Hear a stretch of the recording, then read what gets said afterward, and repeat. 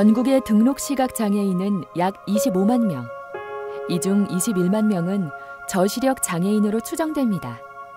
즉, 시각장애인 10명 중 8명 이상은 앞이 전혀 보이지 않는 전맹이 아닌 시력이 떨어지는 저시력 장애인이라는 말입니다.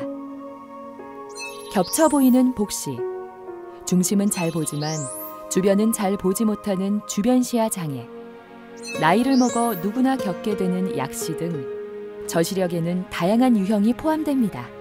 대부분의 사람들이 시각장애인 하면 완전히 안 보이시는 전맹분을 많이 떠올리신데요.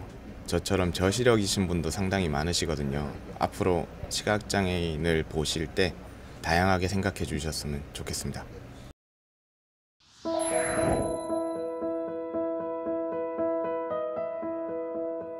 2011년 장애인 실태 조사 결과 전체 시각장애인 중 점자 해독이 가능한 비율은 5.2%에 지나지 않습니다. 물론 자립생활교육이나 맹학교의 특수교육을 통해서 점자를 알고 있는 시각장애인의 수는 점자를 주된 문자로 사용하는 인구의 약 2.5배로 추정되고 있습니다. 그러나 점자가 배우기 어려운 것은 누구나 인정하는 사실입니다. 그래서 대다수 시각장애인들은 정보 접근을 위해 점자 외에도 다양한 방법을 사용하고 있습니다. 시력을 보조하는 돋보기, 확대경, 점자 정보 단말기, 오디오북 녹음과 대독 등 다양한 방법이 시각장애인들의 정보 접근을 높이는 데 쓰이고 있습니다. 흔히 시각장애인이라고 하면 전혀 앞을 보지 못한다고 생각하시는 분들이 많이 있는데, 그래서 시각장애인 분 하면 점자를 많이 떠올리시게 되는데요. 실제로 대부분의 시각장애인들은 잔존 시력을 가지고 생활하시는 분들이라 꼭 점자만 이용하지는 않습니다. 녹음도서 같이 음성을 이용한 청각을 이용한 자료도 사용하고요. 확대 문자, 큰 글씨로 만들어진 책이나 인쇄물을 이용해서 글자를 직접 눈으로 보기도 합니다. 그래서 앞으로 점자도 물론 많이 늘어나야 되겠지만 점자 외에 음성이나 확대 문자로 된 대체 자료도 많이 만들어져야 합니다.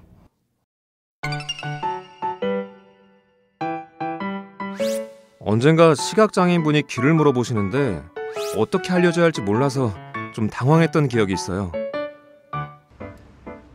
시각장애인을 위한 길 안내 시 여기, 저기 같은 애매한 표현은 피해야 합니다. 시각장애인의 위치를 기준으로 전후 좌우의 방향, 몇 발짝 앞이나 몇 미터 앞 등의 거리 등 구체적인 예시를 들어 정확히 알려줘야 합니다. 지금 20발자국 정도 가신 다음에 우측에 우체통이 하나 있습니다. 우체통 주의하셔서 우체통을 오른쪽으로 또한 길 안내 시 도로 상태나 장애물 등 안전을 위협할 수 있는 요소도 함께 알려주는 것이 필요합니다. 조심하세요. 네, 감사합니다. 사실 뭐 말로만 이쪽 저쪽 하면은 저희는 잘 모르거든요. 그러니까 어느 정도까지는 좀 이렇게 안내를 조금 해주셨으면 좋겠고요. 또 어떤 분은 막 무조건 지팡이 끝을 막 잡아끄는 분도 계시는데 그렇게 하면은 굉장히 시각장애 분들이 당황하시게 돼요. 그러니까 좀 이렇게 말로 이쪽 저쪽 그리고 무조건 막 끌고 가는 것보다는 제가 좀 도와드리겠습니다라는 말을 좀 하시고 조금 안내를 해주셨으면 감사하겠습니다. 길을 묻는 시각장애인에게 길을 안내하면서 부축하려고 했더니 그분이 거북스럽게 생각하시는 것 같아 기분이 상했어요. 시각장애인과 동행할 때는 흰 지팡이 반대편에 선 후 시각장애인이 잡을 수 있도록 한쪽 팔꿈치를 살짝 내주는 것이 좋습니다. 이때 반드시 안내해 드릴까요? 제 팔꿈치를 잡아주세요 라는 말을 함께 건네야 합니다. 시각장애인은 팔꿈치를 통해 동행인의 몸 움직임을 감지하게 되고 이를 통해 가는 길이 오르막길인지 내리막길인지를 알게 됩니다. 동행인의 팔꿈치에 닿은 시각장애인의 손이 내려가면 오르막길, 반대로 올라가면 내리막길이라고 판단하는 것입니다. 또한 계단이나 구부러진 길로 들어서기 전에 미리 말로 알려주면 시각장애인이 보다 편안한 보행을 할 수 있게 됩니다. 시각장애인을 돕는다고 하시면서 시각장애인분을 자기 앞에 세우고 시각장애인을 밀면서 안내하시는 분들이 가끔 있습니다. 이렇게 하면 앞에선 시각장애인이 자기 앞에 뭐가 있는지 몰라서 굉장히 두려워합니다. 그래서 시각장애인을 안내하실 때는 꼭 시각장애인분보다 한 발짝 좀 앞에서 시각장애인을 이렇게 데리고 이렇게 가면서 안내하시는 게 좋고요. 또 한 가지는 시각장애인에게 도움을 주려고 말을 걸어야 하는데 말을 걸지 않고 그냥 무작정 팔을 잡거나 부축을 하거나 하시는 분들이 있습니다. 꼭 도움을 주기 전에는 먼저 도와드릴까요? 이렇게 말씀하시고 시각장애인분의 몸을 잡으시면 좋을 것 같습니다.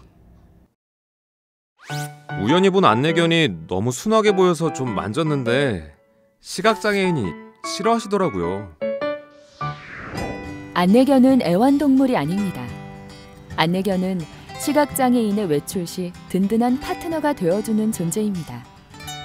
시각장애인이 안내견을 데리고 보행 중인 경우 절대 안내견의 주위를 흐트러지게 하는 행동을 하면 안 됩니다. 허락 없이 사진을 찍는 것도 자제해야 합니다. 안내견의 주의력을 흐트러뜨리는 것은 물론 시각장애인의 사생활을 침해할 수 있기 때문입니다. 안내견은 눈으로만 예뻐해야 한다는 말을 우리는 모두 기억해야만 합니다. 안내견과 함께 길 다니다 보면요, 많은 사람들이 아는 체를 한다든지 또 안내견을 손으로 만진다든지 먹을거리를 주려고 하는데 그렇게 되면 우리 안내견들이 안내하는데 집중을 하지 못합니다. 그래서 그런 것은 안 하시는 게 좋고요. 특별히 또 안내견이 원래 생긴 게 귀엽다 보니까 자꾸 이제 만지려고 하거든요. 그리고 이제 제가 만지지 말라고 했는데도 안내견을 몰래 와서 이제 만지는데 그것은 안내견이 안내하는데 집중력이 많이 흐트러집니다. 그래서 이런 것들에 대해서 우리 많은 사람들이 좀 신경을 써 주셔가지고 시각장애인 안내견과 길 다닐 때 전혀 어려움이 없도록 이 정도는 좀 배려를 해주셨으면 고맙겠습니다.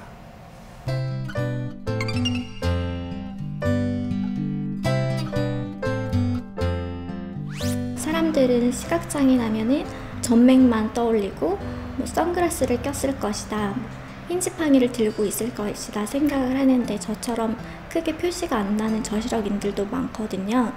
그래서 예를 들면은 생활 속에서 맞은편에서 오던 사람이 목례를 하거나 제가 그 사람을 봤을 거라고 생각을 하는데 저는 미처 그 사람이 누군지 몰라서 인사를 못하는 경우들이 많았어요. 그래서 그때마다 상대방이 너 왜 인사를 안 해? 얘기를 하면 못 봤다고 얘기하고 서로 잘 지낼 수 있을 텐데 그런 얘기들 없이 쟤는 되게 건방지다, 예의가 없다 하고 오히려 주변 분들한테 얘기하고 서로 오해가 생기고 친할 수 있는 기회도 놓치고 상처가 되는 경우들이 많았던 것 같아요. 그래서 이걸 보시는 분들은 저시력 분들을 만나게 되면은 나를 보는 것 같지만은 모를 수도 있겠구나 생각하고 그런 조금의 배려가 있었으면 좋겠습니다.